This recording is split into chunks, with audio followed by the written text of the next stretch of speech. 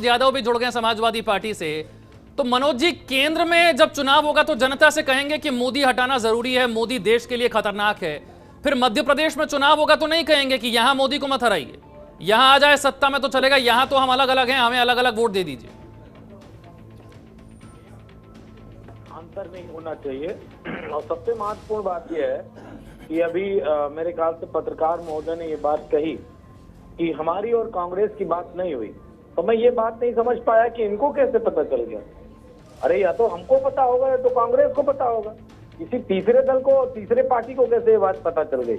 6 सीटों पे लिस्ट जो गई थी, 6 सीटों पे गठबंधन तय हो गया था।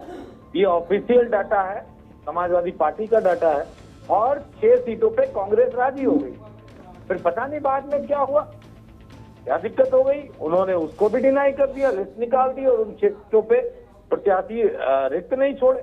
तो जाहिर सी बात है कि ऐसी स्थिति में समाजवादी पार्टी के पास कोई ऑप्शन नहीं। और नहीं, मैं थोड़ा सा और समझना चाहूंगा मनोज जी, क्या बातचीत हुई थी आपकी, कितनी सीटों पर बातचीत हुई थी, फिर आपने कितनी सीटें जारी की, फिर दिक्कत कहां आई, जरा खुल के बता दीजिए। देखिए, 6 सीटों पे कांग्रेस राजी हुई, समाजवादी पार्टी सीटें ज्यादा चाह रही थी, लेकिन कांग्रेस ने कहा कि हम 6 सीटें आपको देने के लिए तैयार हैं।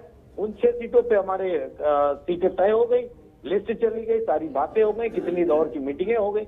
लेकिन उसके बाद जब कांग्रेस ने लिस्ट 144 की जारी की तो उसमें हमारे पास कोई ऑप्शन ही नहीं रहे। अरे आपने कैंडिडेट उतार दिए। तो समाजवादी पार्टी का इतना बड़ा कैडर है, हमारे आंदोलन करने वाले कार्यकर्ता हैं, नेता हैं, उनकी भी जिम्मेदारी है कि वो चुनाव लड़े। परिणाम क्या आएगा वो समय तय कर देगा। और समाजवादी पार्टी की भूमिका बड़ी महत्वपूर्ण रही है हमेशा मध्य प्रदेश में। पिछली बार के चुनाव में कांग्रेस की सरकार बनाने का निमंत्रण तक न मिलता और हमने अपने विधायक को सुरक्षित रख के समर्थन कांग्रेस को दिया, और सबसे पहले दिया, फिर मायावती जी ने उनको दिया।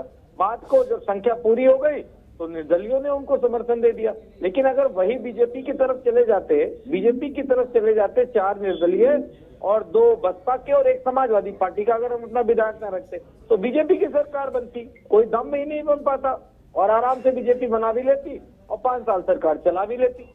लेकिन फिर भी हमने, चूंकि सांप्रदायिक शक्तियों को रोकने का वचन प्रण हमने हमेशा से लिया है, तो इनको रोकने के लिए कांग्रेस का हमने साथ दिया।